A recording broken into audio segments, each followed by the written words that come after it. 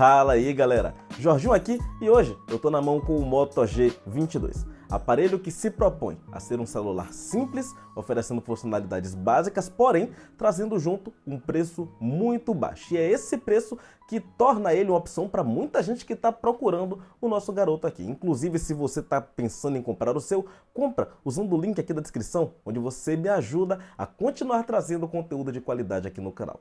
O vídeo de hoje vai trazer uma análise detalhada do nosso garoto no ano de 2023 para mostrar se ele ainda vale a pena. Vamos lá?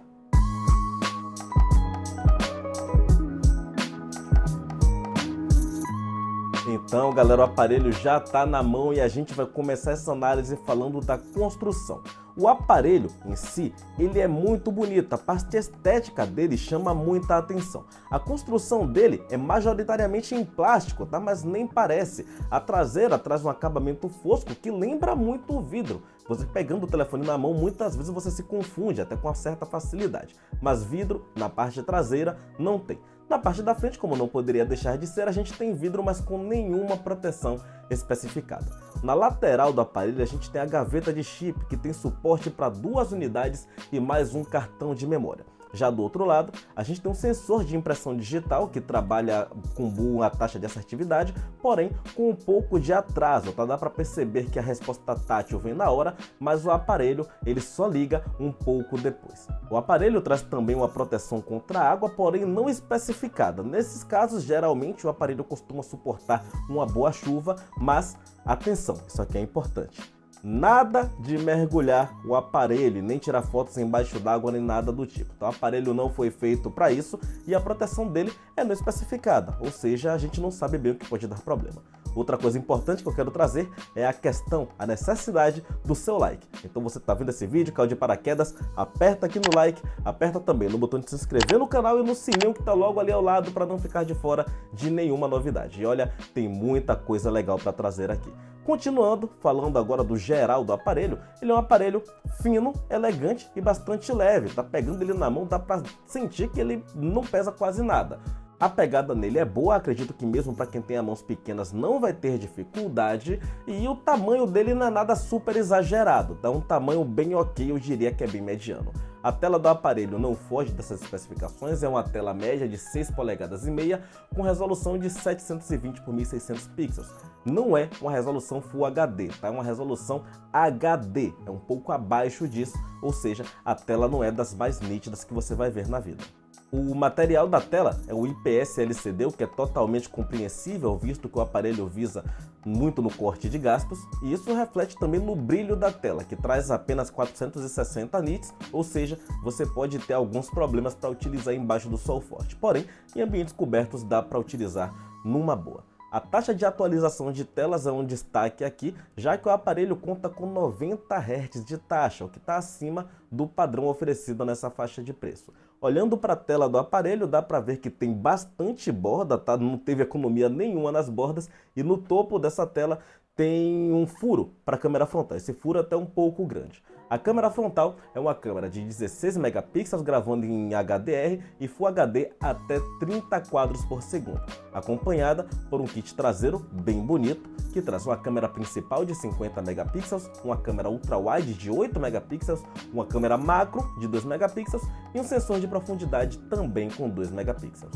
A câmera principal não apresenta dificuldades em fotos bem iluminadas, tá bom? As cores são um pouco puxadas, não um pouco saturadas, mas ainda assim as fotos saem boas, com boa iluminação tudo vai muito bem. A câmera ultra-wide já dá para ver uma pequena mudança com relação à qualidade, tem uma mudança ali nas cores, principalmente em ambientes bem iluminados, mas não tem ruído, né, que é o mais importante. Então de dia tudo muito bom. No retrato, gostei dos cortes, a cor ficou um pouco saturada, mas é muito bom ter a câmera extra ajudando nessas fotos, tá? Os recortes ficam muito bem feitos. Nas fotos de retrato de objetos, também gostei, recortes bem feitos e o fundo não tão desfocado, mas ainda assim muito bom. Nas fotos noturnas, a principal apresenta um pouco de ruído, mas com as fotos não fazem tão feio. A ultra-wide aqui cai um pouco a qualidade, tá? Tem bastante ruído e a foto afastada não fica tão boa. As selfies noturnas me agradaram quando você tem uma fonte de luz direta, mas a cor varia muito, tá? De noite é bem normal a gente ver a cor variando. Já de dia, eu gostei bastante das fotos, tanto em modo retrato quanto em modo normal. Muitas fotos me surpreenderam, só varia demais as cores da foto no mesmo local. Quando a gente passa para gravação em vídeo, dá para notar de cara a falta de estabilização e a falta de um foco melhor. Não dá para cobrar muita coisa até pelo preço do aparelho, tá? Isso aí mesmo. Quando a gente passa para a parte do foco, dá para ver que ele tem uma dificuldadezinha para focar e nem sempre foca. Porém, no geral, a qualidade da filmagem é boa, tá? E as cores seguem o padrão da câmera. São um pouco saturadas, mas ainda assim são bem agradáveis de se olhar. Só não vai sair muito bom mesmo a estabilização, que realmente não tem estabilização. Ele é ideal para poder você filmar com o aparelho ali bem estabilizado ou parado, apenas fazendo a filmagem.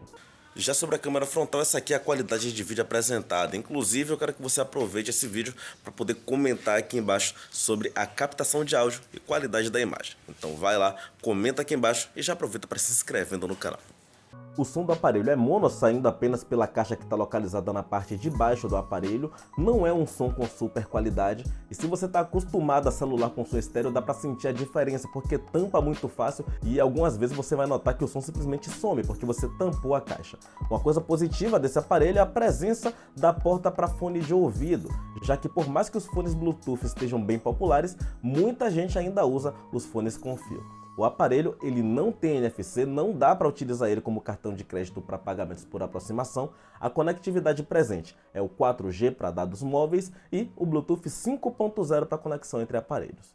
As opções de armazenamento do celular variam entre 64 e 128 GB. O ponto positivo é que dá para expandir utilizando o cartão de memória. O ponto negativo é que a transferência interna de dados tem tecnologia eMMC, que é uma tecnologia obsoleta e anterior ao UFS que a gente vê sendo utilizado na maioria dos concorrentes do Moto G22. Todas as versões do aparelho contam com 4 GB de RAM, o que não é muito, porém está dentro do ok visto o preço que é cobrado por esse aparelho. Então não espere nada espetacular em termos de multitarefa. Não vai ter, tá? Uma multitarefa apenas ok. O que ajuda nessa questão de multitarefa é o sistema operacional que é o Android 12. A Motorola modifica muito pouco o sistema, tornando ele quase puro. Isso é bom, pois ajuda na fluidez do aparelho, visto que o Android puro é um sistema muito leve e bem fluido. Já o processador é um Helio G37 com a GPU PowerVR GE8320. Olha, o processador é um processador pensado para ser básico, então não espere um milagre em desempenho, nem no multitarefa e nem que ele carregue toda uma carenagem desse celular de boa maneira, tá? Ele não é um processador muito rápido, é um processador pensado para ser básico e entrega somente o que promete. Nos jogos, você pode sofrer um pouco para rodar, já que, além de não ter elevadas taxas de fluidez, você também não vai ter uma elevada taxa de qualidade, então ele vai dar os engasgos mesmo com alguns jogos mais ou menos. No simples talvez ele rode sem problemas, mas é necessário ter em vista que no simples. Já nos jogos médios ele já começa a sofrer um pouco e nos jogos pesados nem se fala. A bateria é um outro ponto de destaque desse aparelho, trazendo um tanque de 5.000 mAh. Já que é um aparelho simples, ele não gasta tanta bateria, então essa quantidade é o suficiente para você passar um dia inteiro de carga sem apertos. E a depender do seu uso, ele pode durar até um dia e meio sem tantos problemas. O carregamento é feito através da porta tipo C, que está na parte de baixo do aparelho, e ele tem suporte a uma carga rápida de até 15 watts com fio. Então, fazendo um apanhado geral aqui desse celular, é um celular que ele pode valer a pena se você está com muita pouca grana e não abre mão de comprar um aparelho novo, já que ele é um dos poucos aparelhos que é encontrado zerado na caixa por menos de R$1.000.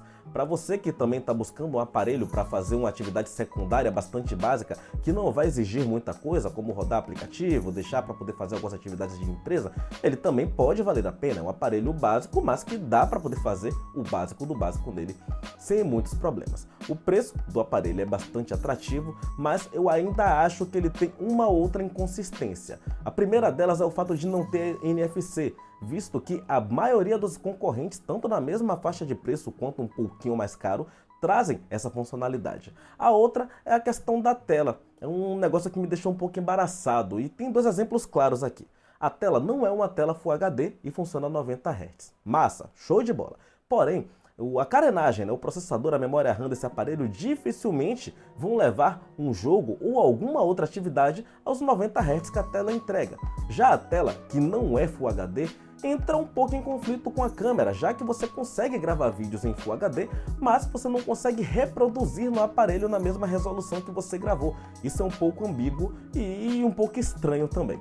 O celular é bem elegante, bem bonito e tem até câmeras bacanas quando se fala da principal, as auxiliares são bem meia boca.